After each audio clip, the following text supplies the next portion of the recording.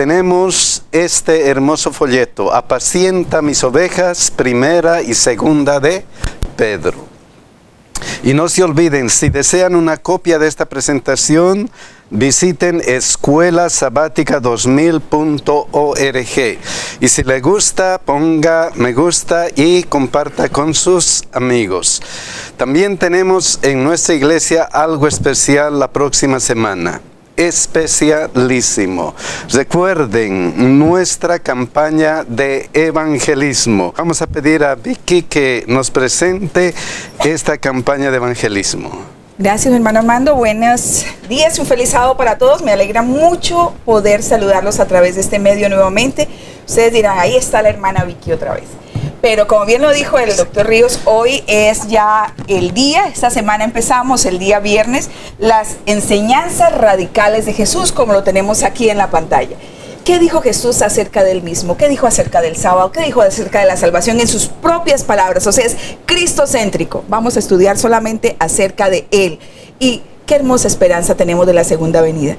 Yo sé que muchos de ustedes han estado orando por nosotros y la hermana Elena de White dice que en estos momentos en que se está trabajando tan duro por rescatar las almas, lo más importante son las oraciones más que las palabras. Mis hermanos, les pedimos que ustedes nos tengan en oración y aparte de eso, vengan, traigan sus amigos, sus visitas y juntos unámonos en esta hermosa experiencia de rescatar almas del mundo para Cristo. Dios los bendiga. Hermana Vicky, ¿cuál es la dirección? La dirección, una vez más, nuestra iglesia es Mosaic, Seventh Day Adventist Church, y está en el 571 Lake Ridge Drive, Fairview, Texas 75069. Empezaremos el día 19, viernes 19 a las 7 de la noche y estaremos por 5 días, 19, 20, 21, 22 y 23. Para las familias y las mamás que tienen niños pequeños, vamos a tener daycare, cuidado de los niños durante el tiempo para que ustedes como padres puedan participar activamente y nuestros pequeñitos van a tener un programa especial también para ellos. Gracias. Muy bien, qué lindo. Y no se olviden de anotar la dirección. El título para hoy día es Jesús en los escritos de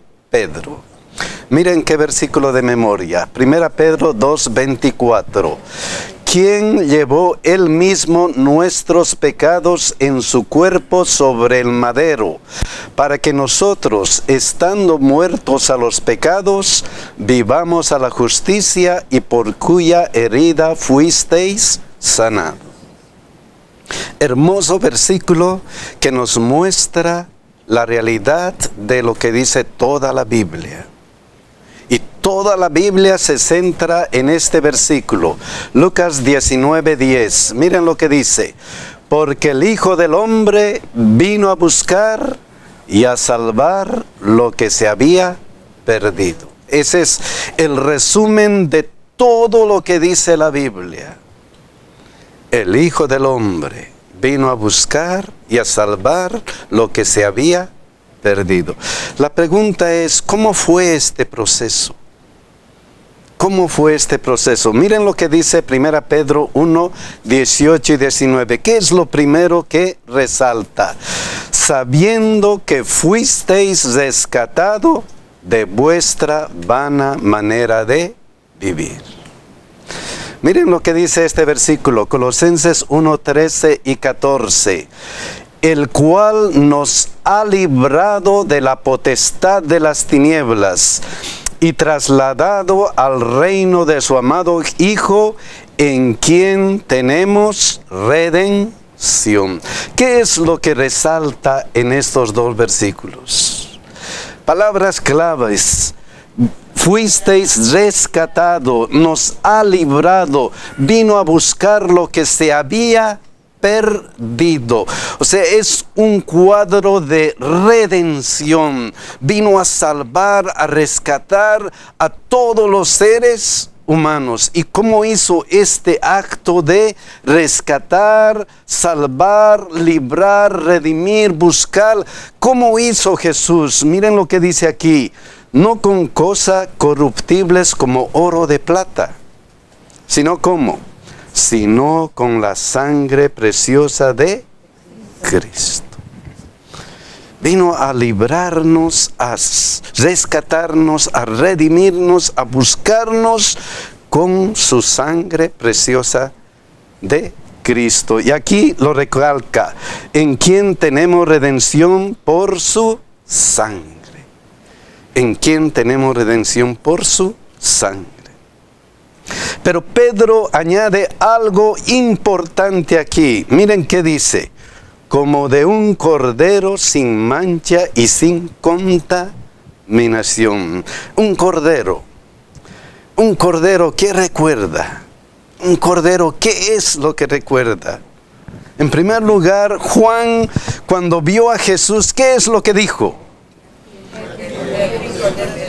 Eso es lo que dijo Juan 1:29. El siguiente día vio Juan a Jesús que venía a él y dijo, he aquí, ¿qué cosa? El Cordero de Dios que quita el pecado del mundo.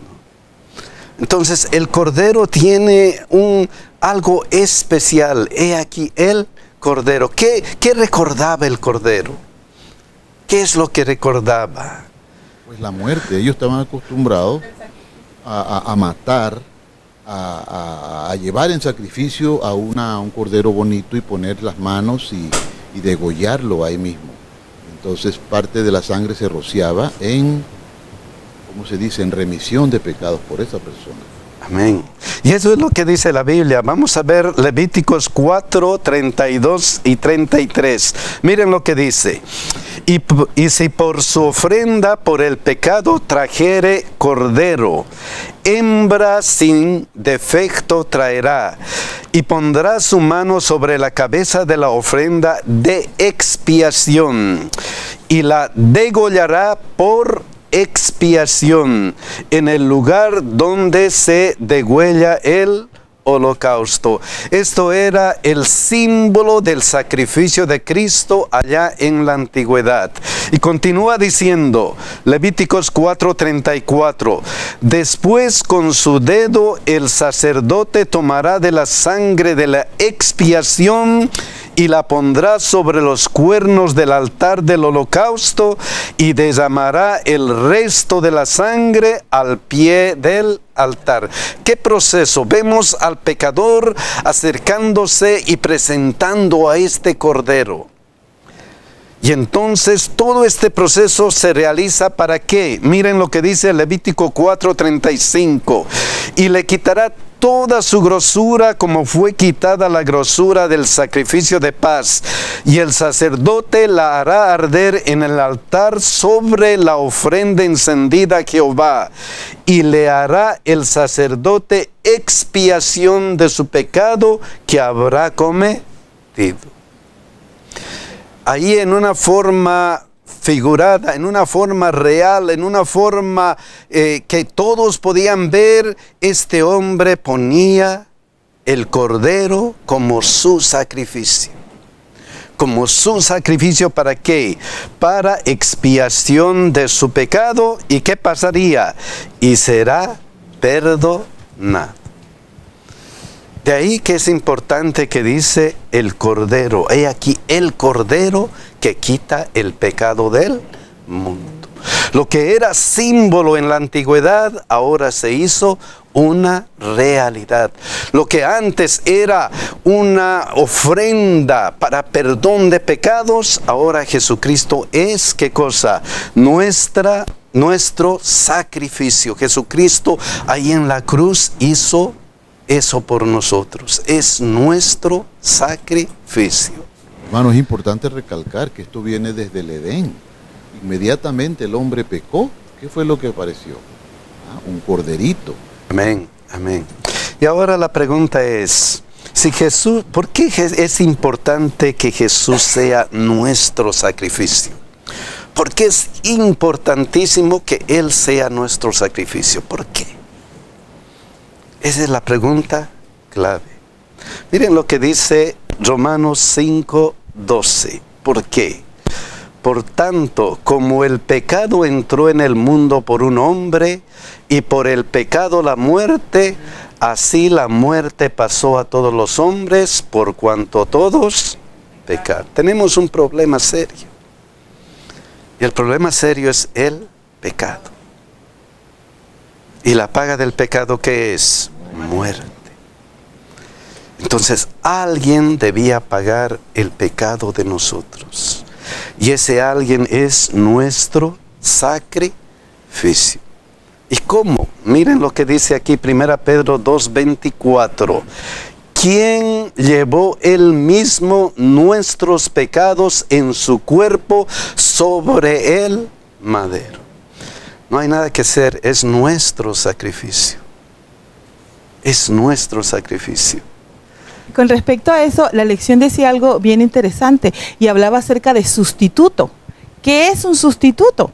Entonces todos sabemos que sustituto es cuando alguien se pone en lugar de otro. Entonces la lección decía que eso fue lo que Jesús hizo por nosotros. Quienes merecíamos morir a causa del pecado somos nosotros, pero Jesús fue sustituto por nosotros. Jesús murió en mi lugar y por todos los pecados de todas las personas en este mundo también. Y Él murió en nuestro lugar. Miren lo que dice, para que nosotros, estando muertos a los pecados, ¿qué tenemos que hacer? Vivamos a la justicia, y por cuya herida fuisteis sanados. ¡Wow! ¡Qué sacrificio! ¡Qué sacrificio que hizo Jesucristo! Sustituto por nosotros. ¡Qué gran sacrificio! Y todo por nosotros. Pero 1 Pedro 2, 22, 23. Este sacrificio tenía que ser de una forma especial. Tenía que ser como un cordero sin mancha y sin contaminación. Evidentemente, miren lo que se dice de Jesucristo, el cual no hizo pecado ni se halló engaño en su boca. Y continúa diciendo, quien cuando le maldecían no respondía con maldición, cuando padecía no amenazaba, sino encomendaba la causa al que juzga justamente. Por eso Él puede ser nuestro sacrificio. Él es nuestro sacrificio. ¿Por qué? Porque era un cordero sin mancha y sin contaminación. Él, porque no tenía pecado ni se halló engaño en su boca. Por eso de Él podía decirse esto: Él llevó Él mismo nuestros pecados en su cuerpo sobre el madero. Eso es profundo. Eso es algo increíble para nosotros como seres humanos. Hermano Armando, la lección de esta semana nos invitaba a leer una y otra vez Isaías 53. Si vemos cada uno de estos textos de Pedro, está haciendo referencia a esa biografía hermosa de quién iba a ser Jesús y quién era el Cordero. Como le dice Isaías 53, 5, mas él herido fue por nuestras rebeliones, molido por nuestros pecados, el castigo de nuestra paz fue sobre él, y por su llaga fuimos nosotros curados. Hermosísimo.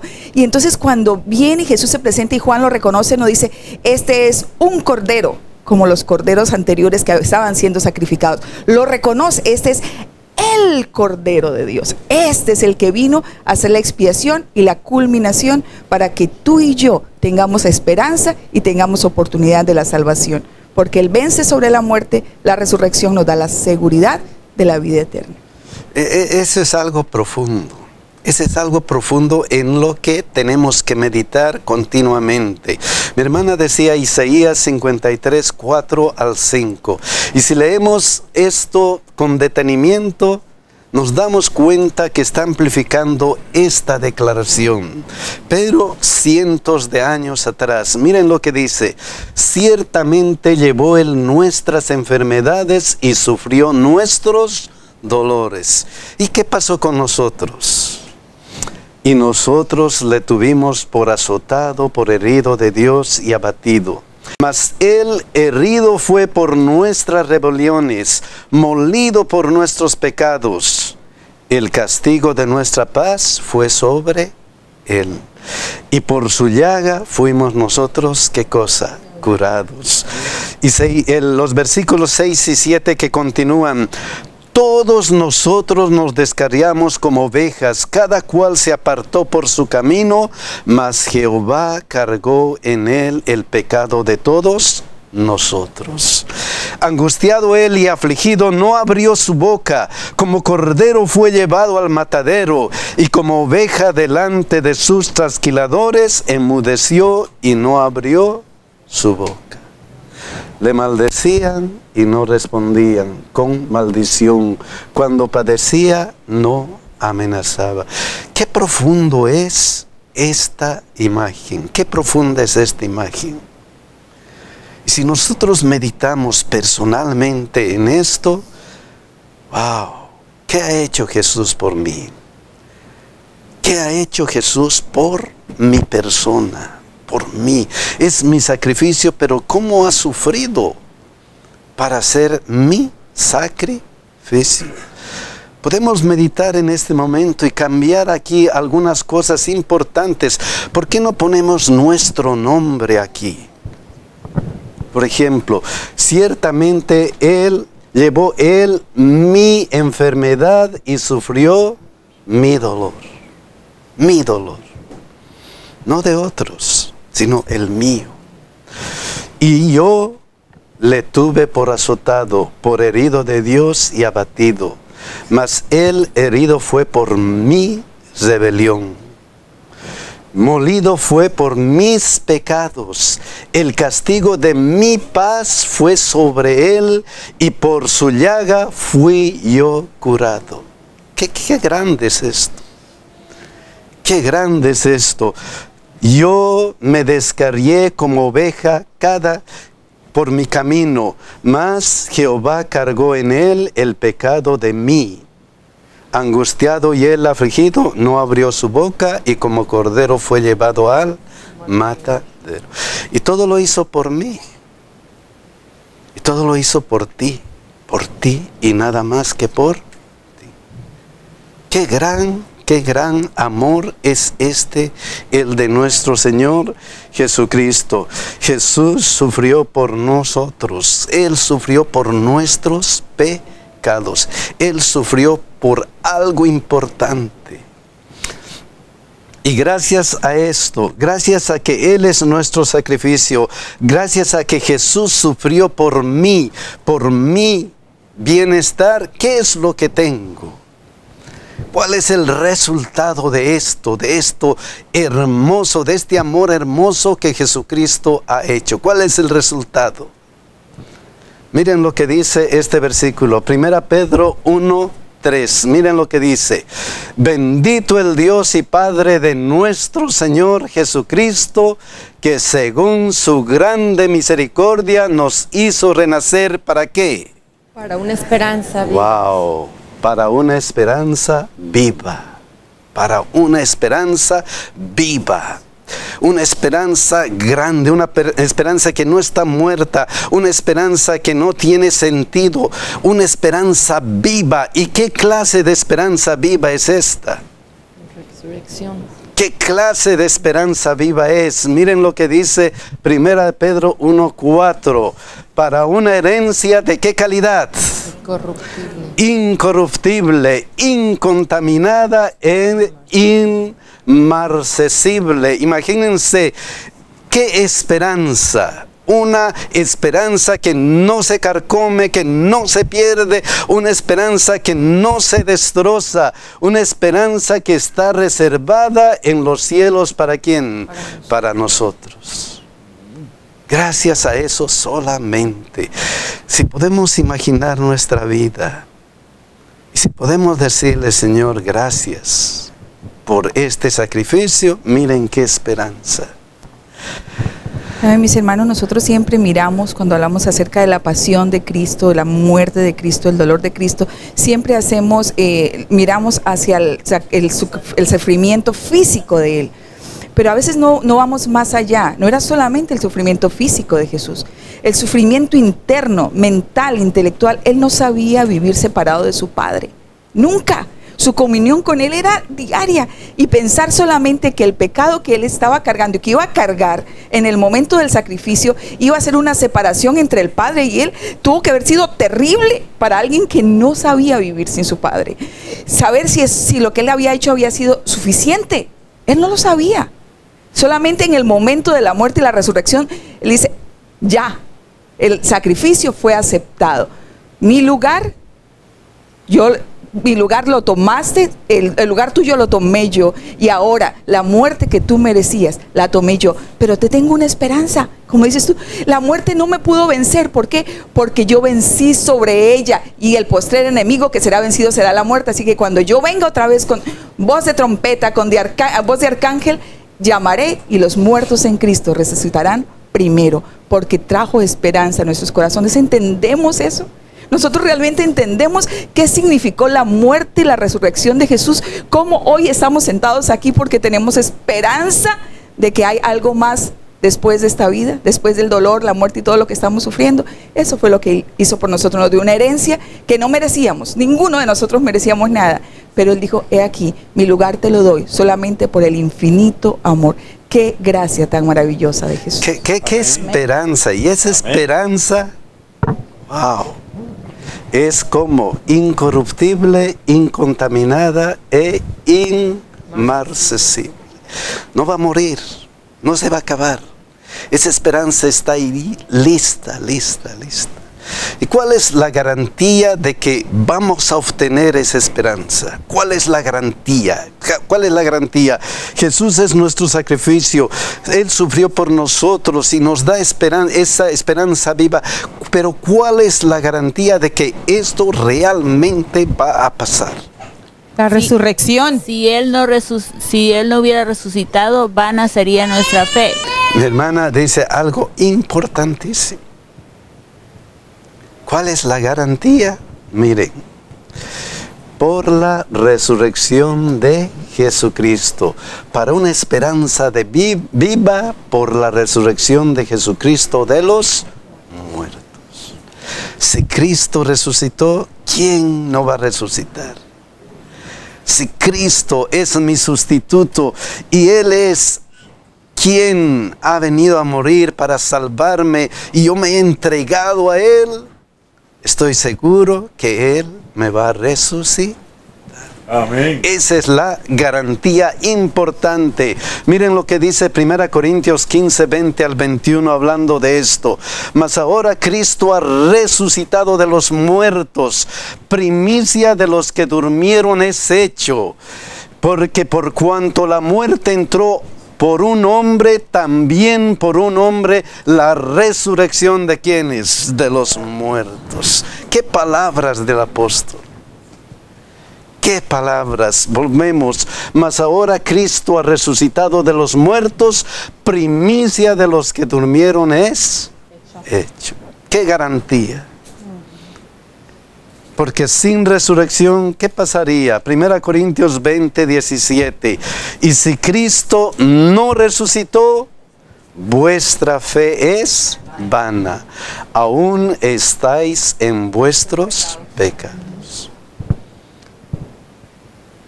Si Cristo solamente hubiera muerto, si Cristo solamente hubiera sido el sacrificio, si Él solamente hubiera sufrido por nosotros sin resurrección, ¿para qué sirve? No sirve para nada. Lo que dice 1 Pedro 1:21, y mediante el cual creéis en Dios, quien le resucitó de los muertos y le ha dado, ¿qué cosa? Gloria. Y como resultado, para que vuestra fe y esperanza sean ¿en quién? En Dios. Para que vuestra fe, para que vuestra esperanza sea ¿en quién? En Dios. No solamente Él es nuestro sacrificio, no solamente Él murió por nosotros, sino Jesús nos da una esperanza. ¿De qué calidad? Viva. Una esperanza que es real, que es viva y tiene una garantía. Amén. Una garantía. Amén. El apóstol dice, y en ningún otro hay salvación. ¿Solamente en quién? En Jesucristo. Nada más que en Jesucristo. Y la pregunta es, ¿por qué solo en Jesucristo? ¿Por qué no en otra cosa? ¿Por qué será solo en Jesucristo? ¿Por qué? ¿Por qué? Miren lo que dice este versículo. 2 Pedro 1, 1. Simón Pedro, siervo y apóstol ¿de quién? De Jesucristo. A los que habéis alcanzado por la justicia, ¿de quién? De nuestro, ¿qué cosa? Dios. De nuestro Dios, ¿quién? Jesucristo. Es que tenía que ser Dios que se hizo hombre. Es el Dios que se hizo hombre.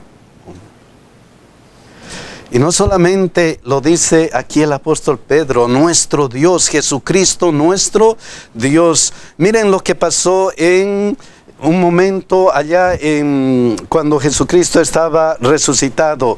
8 días después estaban otra vez sus discípulos dentro y con ellos Tomás. Llegó Jesús estando las puertas cerradas y se puso en medio y les dijo: paz a vosotros. ¿Se acuerdan de Tomás? Que no creía. Incrédulo. Y entonces, ¿qué ocurrió? Juan 20, 27 al 28. Luego dijo a Tomás: pon aquí tu dedo y mira tus manos y acerca tu mano y métela en mi costado y no seas incrédulo, sino ¿qué cosa? Creyente. Entonces Tomás respondió y le dijo: Señor mío, ¿y quién? Dios mío. Dios mío. Jesús es el perfecto sustituto porque es nuestro Dios. Es el Dios que se hizo carne. Es el Dios que vino y que su nombre iba a ser Emmanuel, que traducido es ¿qué cosa? Dios con nosotros. Amén. Dios con nosotros. Ese mismo Dios estuvo en la creación. Juan 1, 1 al 3. Miren lo que dice. En el principio era ¿quién? El Verbo. Y el Verbo era con Dios. Y el Verbo era ¿qué cosa? Era Dios. Este era en el principio con Dios. Todas las cosas por Él fueron hechas y sin Él nada de lo que ha sido hecho fue hecho. En el principio era el Verbo y el Verbo era ¿qué cosa? Dios. Amén. Ese es el sacrificio perfecto, el Dios que se hizo carne. Y miren lo que dice Juan 1:14. Y aquel Verbo fue hecho ¿qué cosa? Carne. ¿Qué hizo ese Verbo? Y habitó entre nosotros. Entonces Jesús es nuestro Dios. Él podía darnos todo esto solamente porque es Dios. Porque es Dios. Y no solamente porque es Dios, sino que ese Dios, ¿qué pasó aquí? Es nuestro Dios y ¿qué cosa? Y Salvador Jesucristo. No solamente es Dios, sino ¿quién? Salvador. Y ese Salvador, ¿qué dice aquí? Habitó entre nosotros. Y vimos su gloria, gloria como del unigénito del Padre, lleno de gracia y de verdad. En la antigüedad Dios había prometido un Mesías, un Salvador. Un Salvador. Y ese Mesías era ¿quién? Jesucristo. Estando en la tierra, Jesús preguntó algunas cosas interesantes. Mateo 16, 13 y 14. Viendo Jesús la región de Cesarea de Filipo, preguntó a sus discípulos diciendo: ¿quién dicen los hombres que es el Hijo del Hombre? Ellos dijeron, unos Juan el Bautista, otros Elías y otros Jeremías o alguno de los profetas. ¿Quién es Jesucristo? Era la pregunta. Y la respuesta de Pedro, miren lo que dice en Mateo 16, 15 a 16. Él les dijo: ¿y vosotros quién decís que soy yo? Respondiendo Simón Pedro dijo: tú eres el Cristo, el Hijo del Dios viviente. Cristo, el Mesías. Tú eres el Mesías, el Hijo del Dios viviente. Tú eres el que ha venido ¿a qué? A salvarnos. Tú eres ese Mesías y no había duda, porque en el momento de su bautismo, ¿qué pasó? Miren lo que dijo Dios de él: este es mi Hijo amado, en quien tengo ¿qué cosa? Complacencia. De tal manera amó Dios al mundo. Tanto me ha amado que ha enviado a este Hijo. El Dios se hizo ¿qué cosa? Carne para salvarnos. No solamente Jesús es nuestro Dios, también Jesús es el Mesías que se han prometido para nuestra salvación. Pero en ese tiempo preguntó a los discípulos: ¿qué dice la gente que soy yo? Y la misma pregunta puede hacernos a nosotros. Para ti, ¿quién es Jesucristo? Para ti personalmente, ¿quién es Jesucristo? ¿Es Jesucristo tu sacrificio? ¿Es Jesucristo aquella persona que murió por ti? ¿Es Jesucristo aquel que te está dando o que te da esperanza? ¿Quién es Jesucristo para ti? La pregunta es: ¿y ustedes quién dicen que soy yo? Dice Jesucristo. ¿Quién dicen? Jesucristo es tu Salvador para ti. ¿Es ese que te ama tanto, que te ha salvado?